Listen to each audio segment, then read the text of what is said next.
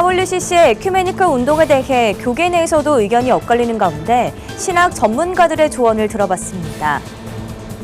개식용 금지법이 국회를 통과했습니다. 국민들의 의견은 어떤지, 기독교인들은 이를 어떻게 바라봐야 하는지 취재했습니다. 사단법인 두 날개 선교회가 2024 두 날개 국제 컨퍼런스를 열었습니다. 해외 10개국에서 3천여 명이 참여하며 큰 관심을 보였습니다.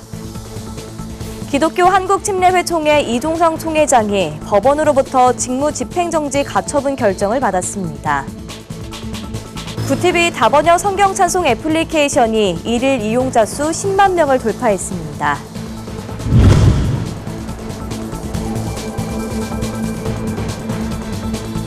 시청자 여러분 안녕하십니까? 구티비 뉴스입니다.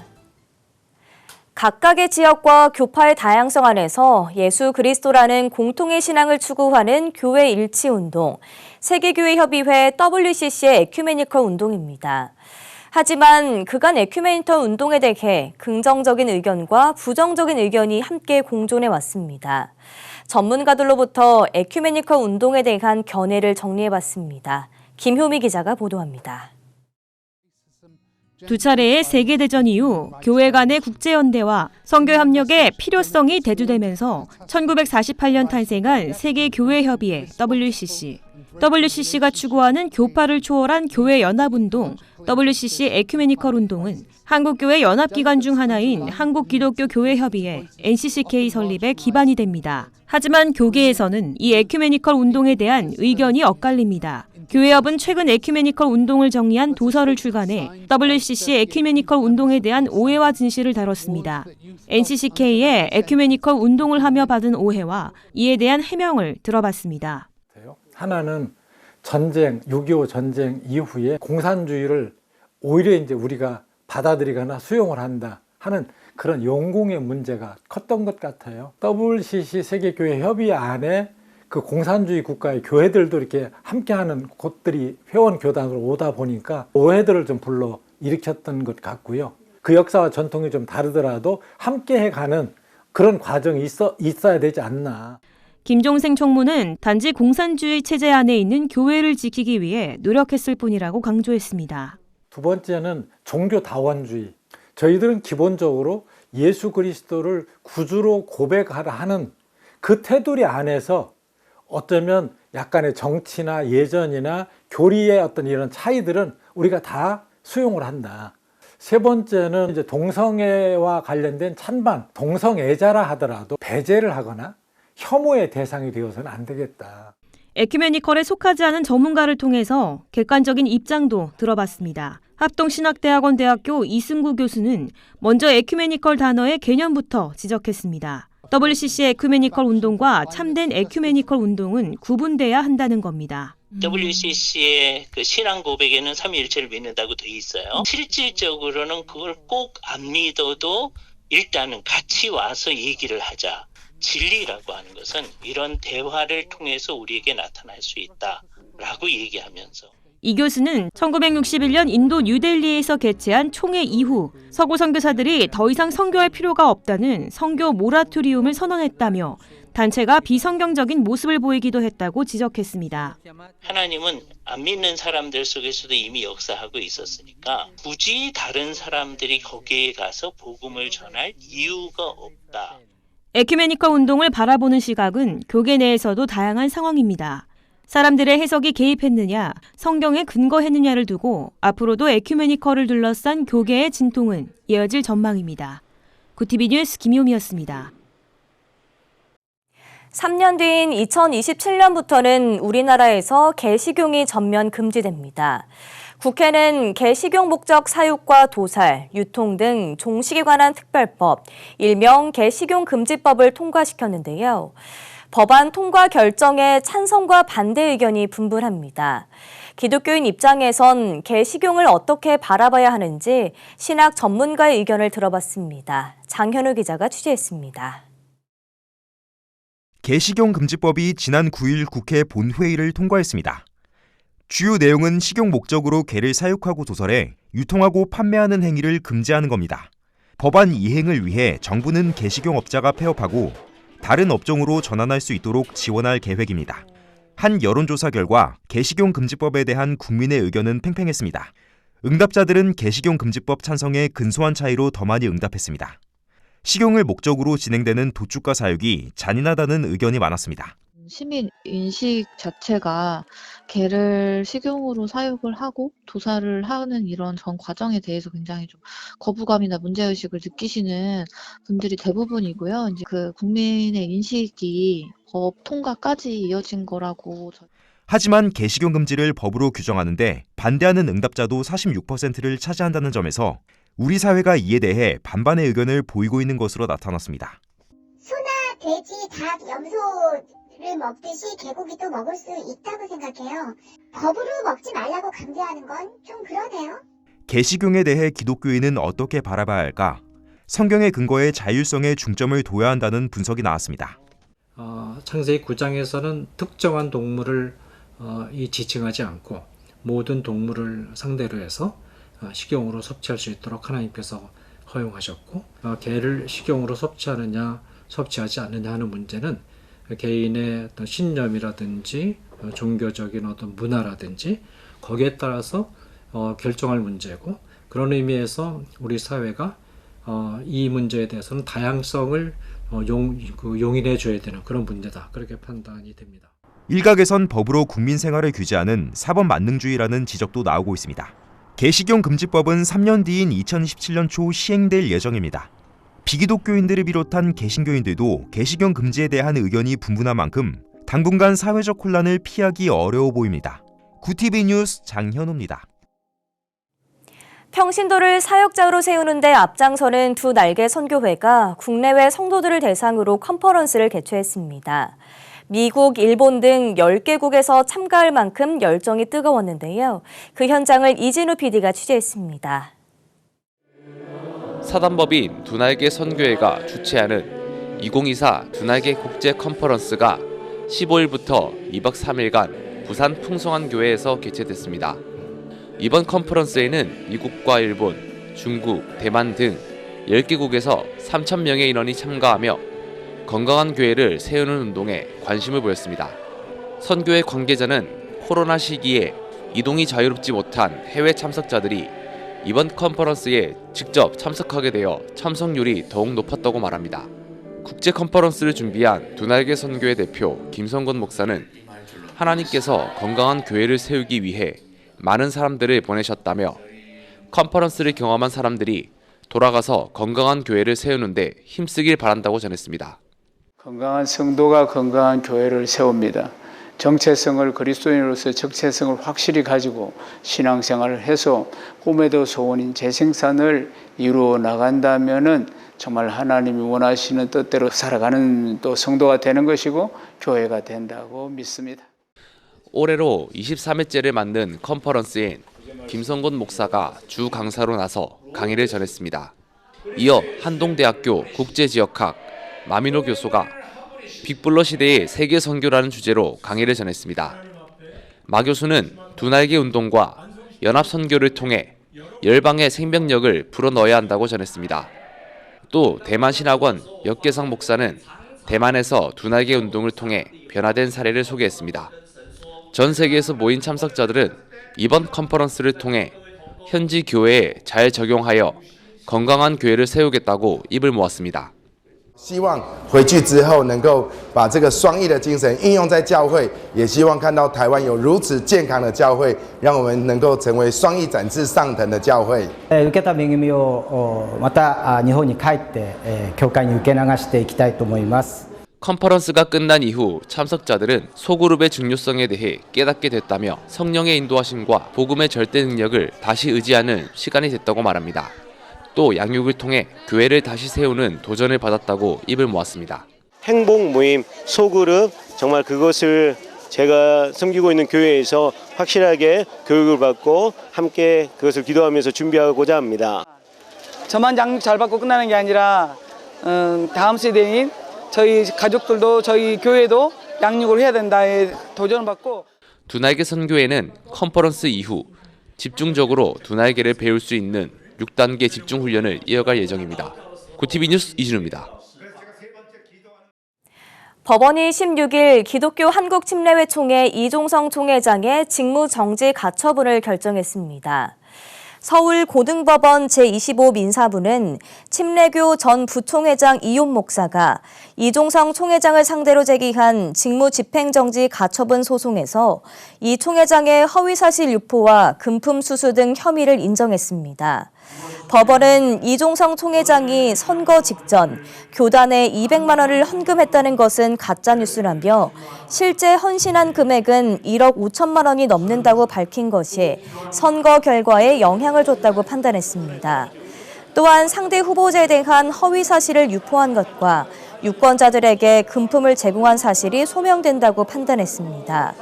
이종성 총회장의 직무는 3월 기침총회를 상대로 제기한 총회장 선거 무효 확인 소송 결정 전까지 정지되며 이날부터 홍석훈 제1부총회장이 직무 대행을 수행합니다.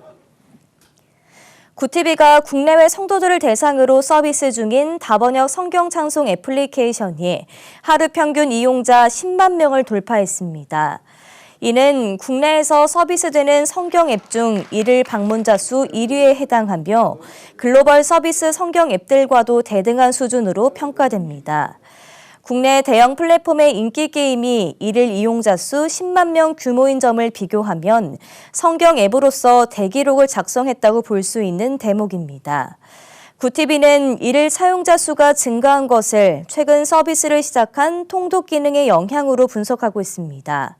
새해를 맞아 성도들의 성경 통독을 돕기 위해 추가한 신기능은 보름 만에 이용자 데이터가 40만 건에 육박하고 있습니다.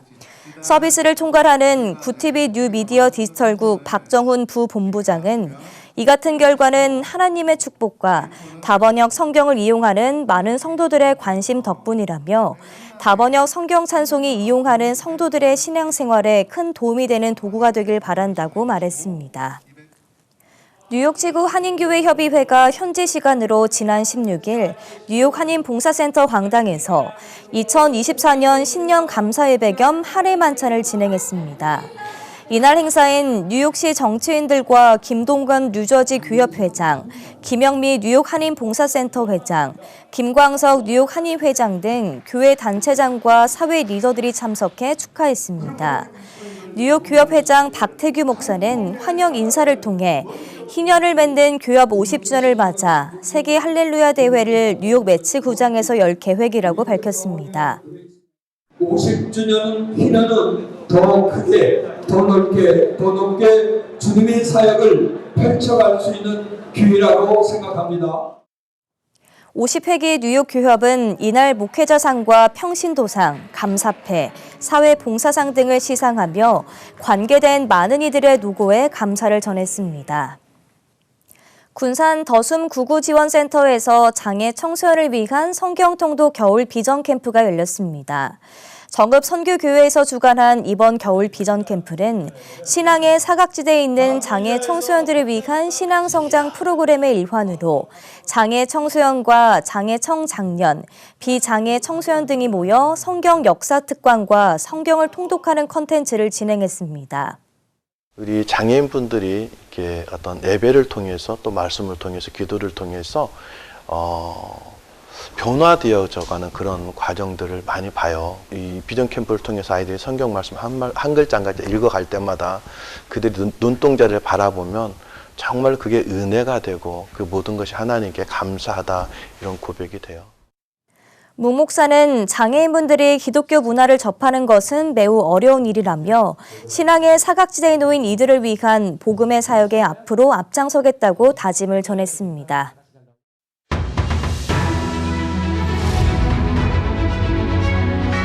오늘의 이슈 포커스입니다. 지난해 집중호우 실종자를 수색하다 순직한 해병대 고 채모 상병 사건 외압 의혹을 수사하는 고위공직자 범죄수사처가 김계환 해병대 사령관을 압수수색했습니다. 공수처는 지난 17일 경기도 화성시 봉담읍 해병대 사령부의 사령관 집무실과 부사령관 집무실 등을 압수수색해 관련 자료를 확보했습니다. 공수처는 당시 박정훈 해병대 수사단장 등이 임성근 해병대 1사단장 등에게 과실치사 혐의를 적용해 사건을 적법하게 경찰에 이첩했음에도 국방부 검찰단이 이를 불법적으로 회수했다는 의혹을 수사 중입니다. 공수처는 전날 유재은 국방부 법무관리관과 박진희 전 국방장관 군사보좌관 등 관련자들에 대해서도 압수수색을 진행했습니다. 전북도가 18일 전북특별자치도라는 이름으로 새롭게 출발했습니다. 전북특별자치도는 이날 오전 전주 한국소리문화의 전당에서 열린 출범식으로 특별자치도 출범을 알렸습니다. 전북도의 명칭 변경은 1896년 전라도가 전라남도와 북도로 변경된 이후 128년 만입니다. 전북특별자치도 출범은 제주와 강원에 이어 전국에서 세 번째로 세종특별자치시를 포함하면 네 번째 특별광역자치단체가 됩니다. 특별자치도는 특별법에 따라 고도의 자치권을 보장받는 구역으로 중앙정부로부터 각종 권한을 이양받아 빠르게 사업을 추진할 수 있습니다. 동계 청소년 올림픽이 열리는 강원 영동지방을 중심으로 18일부터 21일까지 많은 눈이 예보돼 행정안전부가 관련 기관들과 중점 관리 사항을 논의했습니다. 행안부는 강릉과 평창 등지에 많은 눈과 비가 함께 내릴 것으로 예상되는 만큼 적설과 결빙으로 시설물과 도로 등에서 안전사고가 나지 않도록 유의해달라고 당부했습니다. 또 조립식 주택과 비닐하우스, 축사, 노후 건축물 등 적설 취약시설과 경기장 내 다중이용 공연장, 체육시설, 임시시설물 등에 대한 안전점검을 강화하고 붕괴 우려 시 사전 대피 등 조처를 해달라고 요청했습니다. 아파트 지하주차장에서 최근 한 달 사이 3차례나 소화기 분말을 뿌리며 소동을 부린 중학생들이 경찰에 붙잡혔습니다. 인천 남동경찰서는 지난 13일 새벽 인천시 남동구 아파트 지하주차장에서 차량 25대에 소화기 분말을 뿌린 13살 A군 등 10대 남녀 11명을 재물손괴 혐의로 수사하고 있다고 17일 밝혔습니다. 조사 결과 친구 사이인 이들 일행은 이번 사례를 포함해 최근 3차례 비슷한 범행을 반복한 것으로 파악됐습니다.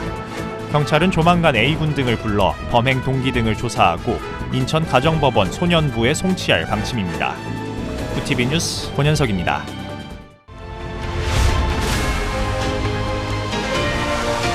구TV 월드와이드입니다. 미국 국방부 고위 당국자가 북한의 군사 정찰 위성 발사와 관련해 북한의 전쟁 능력 여부를 진지하게 보고 있다고 밝혔습니다. 존 플럼 미국 국방부 우주정책 담당 차관보는 우주정책 브리핑에서 북한이 우주에서 위협이 된다는 관점과 관련해 그들이 전쟁을 가능하게 하는 지점이 있는지 진지하게 지켜보며 계획을 세우고 있다고 말했습니다. 또한 위성 자체가 위협에 해당하는지는 분명하지 않다면서도 탄도미사일을 비롯해 UN 안전보장이사회 결의 위반 등 여러 문제가 명백하게 존재한다고 덧붙였습니다.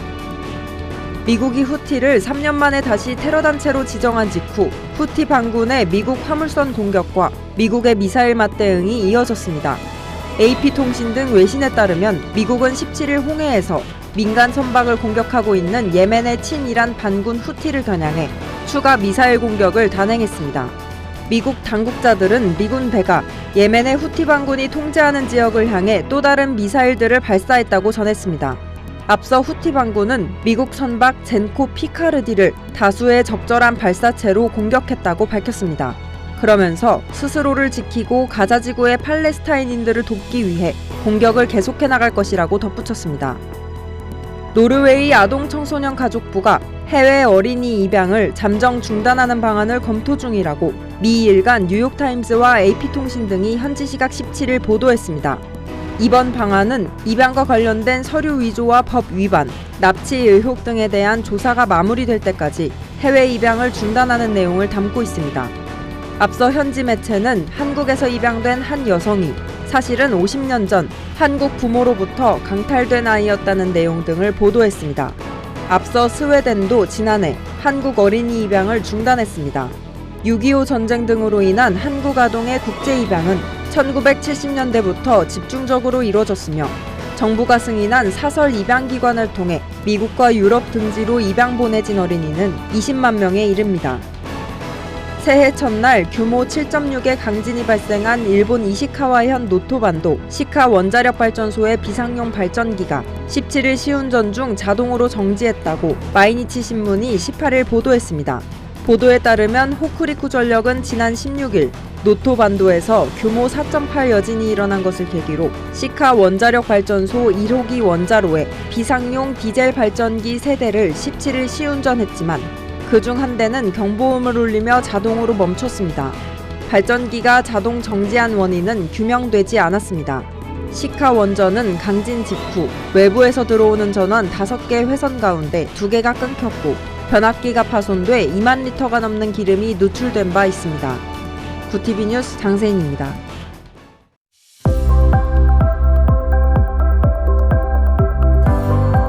내일은 강원 영동과 제주에 눈이나 비가 오겠고 내일 오후 전남 해안에, 밤에는 경북 북부에 내리겠습니다.